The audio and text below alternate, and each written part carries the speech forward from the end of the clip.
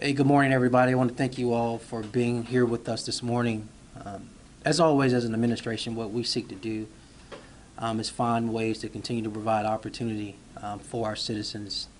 And I think part of that opportunity is always being in a position, if you can, to give second chances.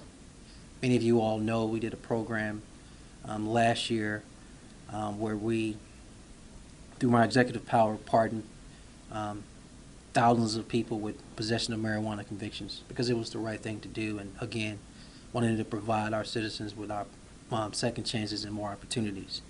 Today I want to speak to another issue that affects hundreds of thousands of people, and that is traffic tickets and parking tickets.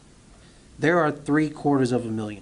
Okay, so that's literally, there are over 750,000 unpaid traffic and parking violations in our Birmingham Municipal Court that date prior to January 2011. To put that in some context for you, some of these tickets date back as late as 1958. Many of those numbers represent individuals who have experienced devastating financial hardships. Some of them have experienced homelessness or are homeless. Some of those people cannot read. They can't even read their parking or traffic tickets because of illiteracy. Or some who have been incarcerated for a significant amount of time.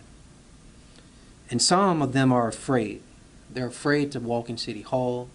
They're afraid to go down to municipal court. They are afraid to do business or even call the Birmingham Police Department if they actually need help because of warrants that exist from not paying these fines. And I just think it's time that we do something about that. And so today I am using my executive authority under the Code of Alabama to give those individuals a second chance.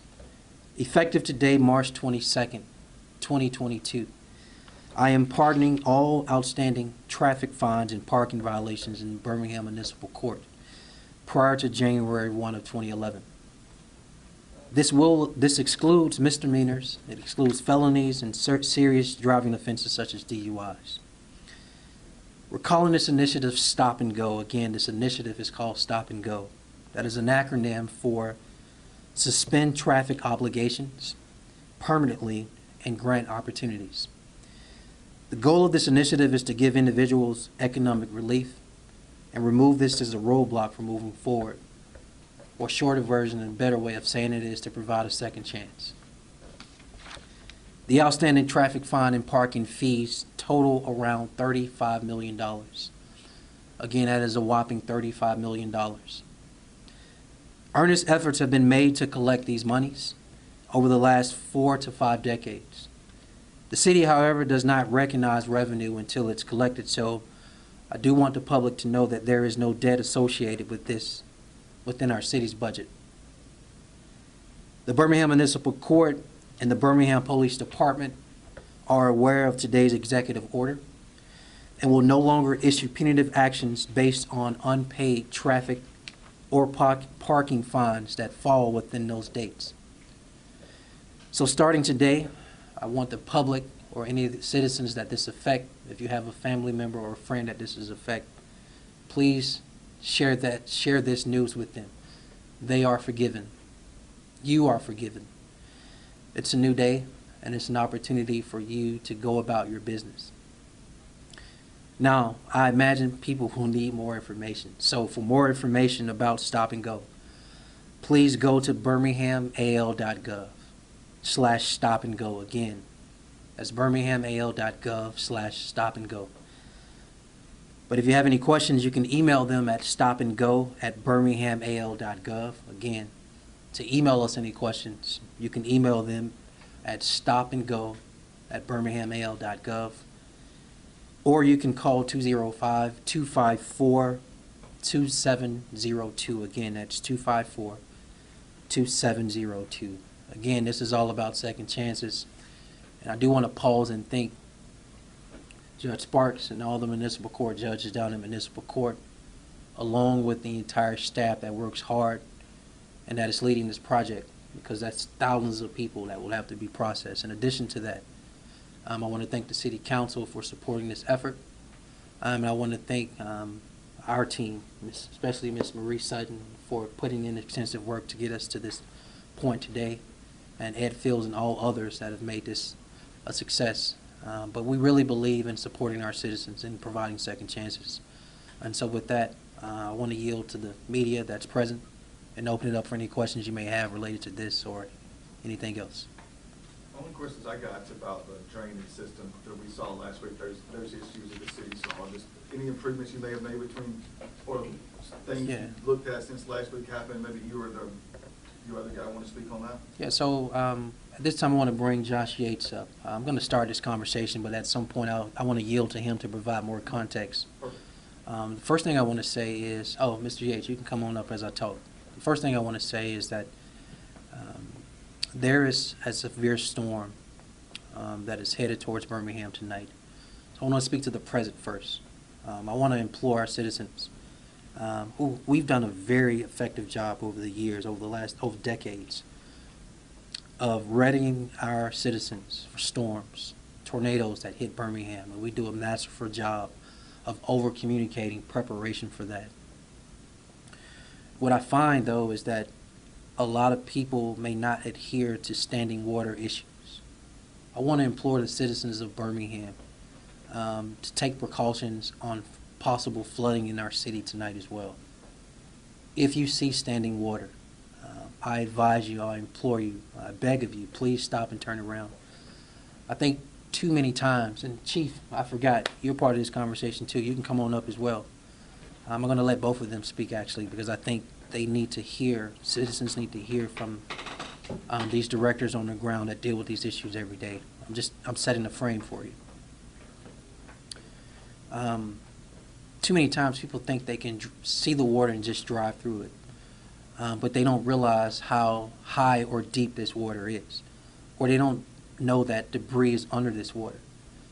Chief Moon will give more context to this, but the fire department, everybody, since January 1 of 2022, and the Chief can correct me if I'm wrong, I've made over 50 water rescues in our city limits alone. So please, if you don't have to be out there in a storm or post a storm, don't go. However, if you are out there and you see standing water, stop and turn around. I think Chief Moon shared with me that there's a national campaign. Chief, again, you can correct me. That's called Don't Drown, Turn Around. Chief, did I get it right? Turn around, don't drown. That's literal as you can be. Please turn around if you see standing water. We don't want anyone else to get hurt if there's flooding in our city. Again, I'm going to bring these two gentlemen up in a minute. Mr. Yates to speak to our inlets and what we've done to address those, and then Chief just on a public safety standpoint. But from a historical standpoint and a topography standpoint, I really want people to know the city of Birmingham, we sit in a bowl. I want everyone to know in the month of March there's a significant amount of rain that exists. I want everyone to know that I think we've all seen it. Climate change is real. There's an increase of rain that is dumping into not just our city, but the nation and the earth each year that goes by. I want people to know from a historical standpoint, our infrastructure is old. It's going to require significant investments. I mentioned earlier to the City Council, street paving in total is a minimum tag of $50 million, and you can imagine that our stormwater infrastructure is millions of more. This will require time to address over time. What we can solve for in the immediate is making sure our inlets are clean, which is what your original question was, which I want Mr. Yates to come up and address.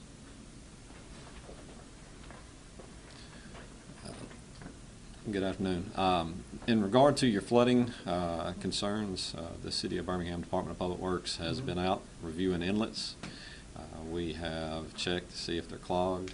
If we have standing water, we ran our jet vac trucks through them and tried to clear any blockages that may be there. Most of our inlets that we've checked have been clear. It's really more of a system inundation rather than a blocked inlet.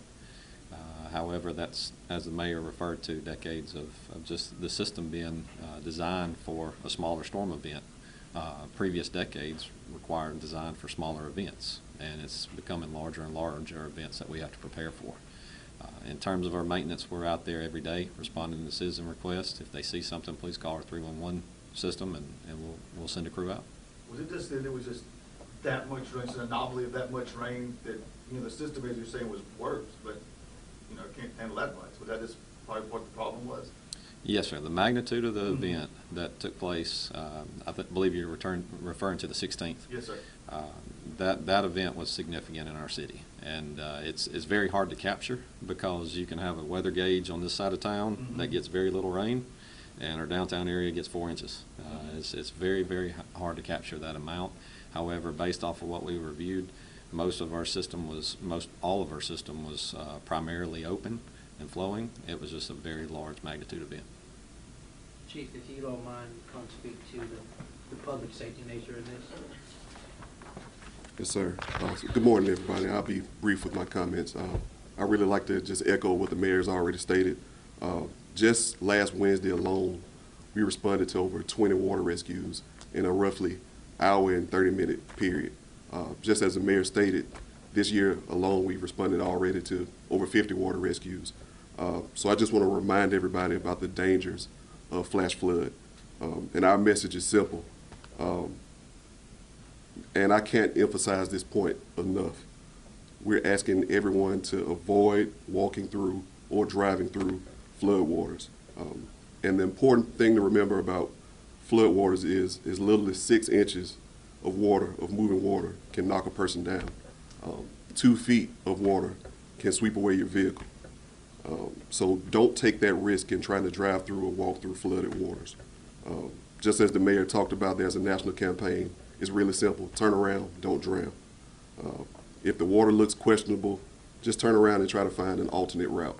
And don't put yourselves, your family members, and also first responders in jeopardy of going through that water. I think everybody knows we're expected to have some severe weather today. So we just want everybody to remain weather aware. And if you don't absolutely have any emergency needs and have to be out on the roadways, we ask everyone to stay off the roadways during that weather event. Thank you. Thank you, Chief. Yes, sir. Do you have any other questions for us? Anybody else? All right. Well, thank you all, everybody. Thanks, sir. See you soon. Thank you, gentlemen. Appreciate y'all.